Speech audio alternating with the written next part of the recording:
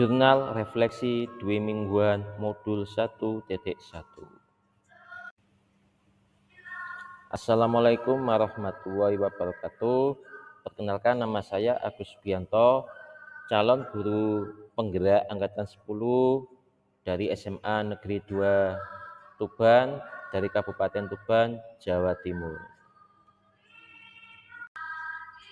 Refleksi modul 1.1 ini menggunakan jurnal 4F yang akan kita pelajari, yakni sebagai berikut: 1. Fact atau fakta atau peristiwa, yang kedua feelings atau merasakan, dan yang ketiga finding atau menemukan, dan yang keempat future atau masa depan. Dan keempat-empatnya ini akan kita bahas pada slide berikut ini. Fakt atau peristiwa, yakni pembukaan calon guru penggerak angkatan ke-10 secara serentak oleh Kemendikbudristek yang diselenggarakan pada tanggal 15 Maret tahun 2024 secara virtual bersama Ibu Profesor Dr. Nunuk Suryani, MPD selaku Direktur Jenderal Guru dan Tenaga Kependidikan, dan juga bersama Bapak Kasiman selaku Direktur Kepala Sekolah, Pengawas dan Tenaga Kependidikan. Di waktu yang sama juga dilakukan sosialisasi transformasi LMS Pendidikan Guru Penggerak angkatan ke-10. Fakta atau peristiwa, yakni diadakan lokakarya 0 pada hari Sabtu tanggal 23 Maret 2024 di SMA Negeri 2 Tuban. Itu yang pertama. Yang kedua, pembukaan calon guru penggerak angkatan ke-10 yang dibuka oleh cabang Dinas Wilayah Kabupaten Tuban. Dan yang ketiga, yakni kegiatan pengerjaan LK 1 sampai dengan LK 4. Kemudian dilanjutkan dengan belajar secara mandiri yang dilakukan di ruang virtual GIMET yang dimulai dari modul 1.1 A, yakni mulai dari diri, membuat refleksi kritis, harapan dan ekspektasi. 2. Eksplorasi konsep, memahami pemikiran Ki Hajar Dewantara mengenai tujuan dan asas pendidikan. 3. Eksplorasi konsep di forum diskusi virtual yang diskusi dengan fasilitator Ibu Ratnawati SSI terkait refleksi kritis tentang pemikiran filosofi pendidikan Ki Hajar Dewantara, di mana kita memahami tujuan pendidikan serta peran guru tersebut. Di dalam ruang kolaborasi yang ada di GIMET, kita membuat tugas kelompok, mempresentasikan dan mengunggah di LMS mengenal, menemukan nilai-nilai luhur kearifan lokal budaya daerah asal yang relevan menjadi penguatan karakter murid, serta demonstrasi konseptual, membuat karya dan mengunggah di dalam LMS untuk menggambarkan pemikiran filosofis Ki Hajar Dewantara sesuai dengan pengetahuan dan pengalaman yang baru.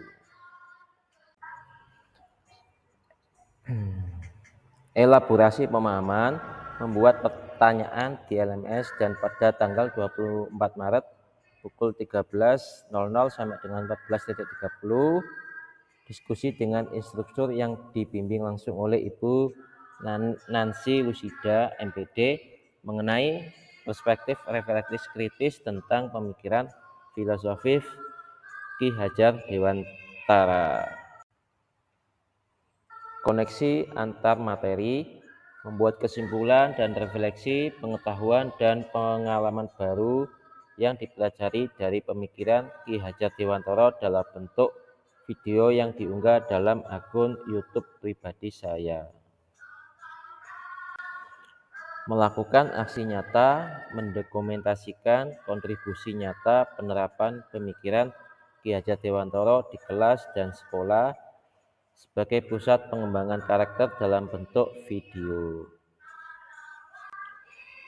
Hal baik yang saya alami dalam proses pembelajaran yaitu bisa berdiskusi dan berkolaborasi dengan teman-teman calon guru penggerak, dengan pengajar praktek, fasilitator, dan instruktur terkait. Pemikiran pendidikan Ki Hajar Dewantara dalam aksi nyata. Baik itu yang saya alami adalah mulai menerapkan pemikiran Ki Hajar Dewantara dalam pembelajaran yang berpusat pada siswa. Kendala yakni menyeimbangkan dan menyelaraskan antara pembelajaran calon guru penggerak dengan tugas saya di kelas dan tugas tambahan dari sekolah. Solusinya adalah berpikir bahwa keduanya adalah hal yang penting. Untuk itu diharapkan hal tersebut dapat menjadi agen perubahan pendidikan dan bisa berjalan pendidikan guru penggerak dan bekerja di sekolah dengan beriringan, berdampingan.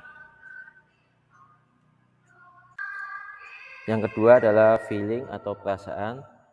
Perasaan yang saya alami selama proses pembelajaran adalah senang dan bahagia dapat menjalani pendidikan guru penggerak dan belajar banyak hal yang belum diketahui, terutama terkait filosofi Ki Hajar Dewantara yang kemudian dapat saya imbaskan ke sekolah saya.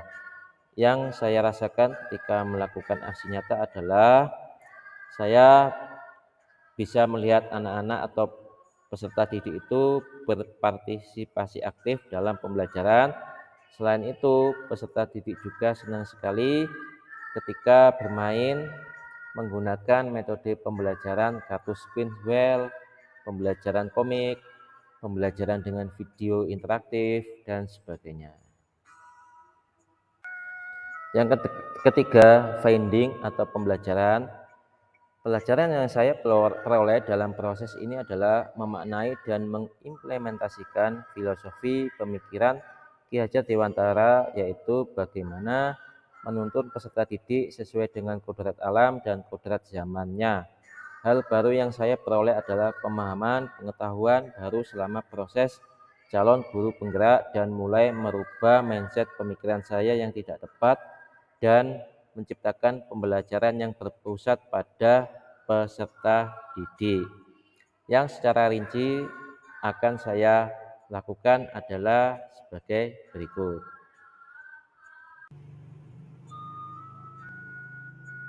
Yang pertama, menuntun, yakni menuntun di sini memiliki makna menuntun segala kodrat yang ada pada anak agar mencapai keselamatan dan kebahagiaan yang setinggi-tingginya baik sebagai manusia maupun sebagai anggota masyarakat.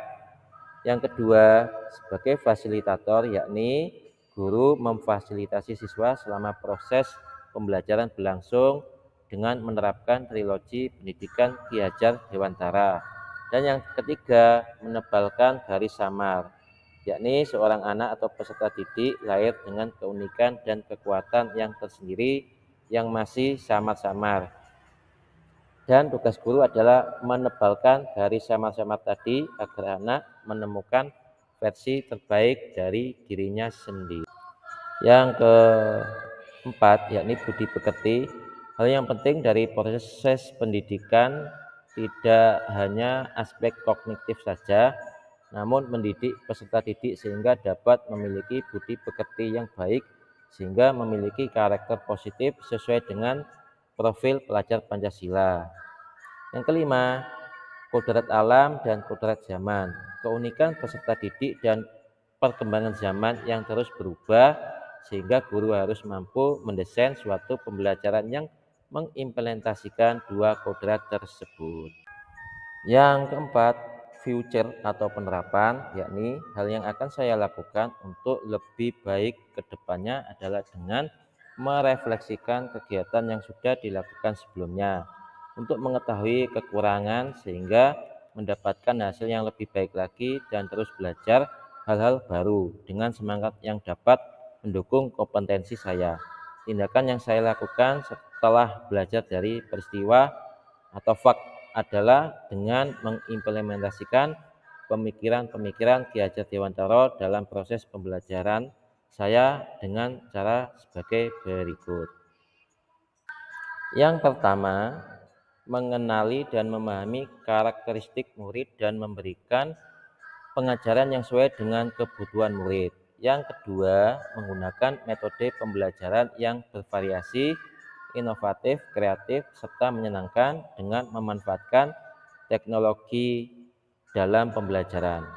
Dan yang ketiga, merancang dan menerapkan strategi yang sesuai dengan kodrat alam dan kodrat zaman agar pembelajaran menjadi lebih bermakna. Terima kasih. Salam guru penggerak, tergerak, bergerak, dan menggerakkan.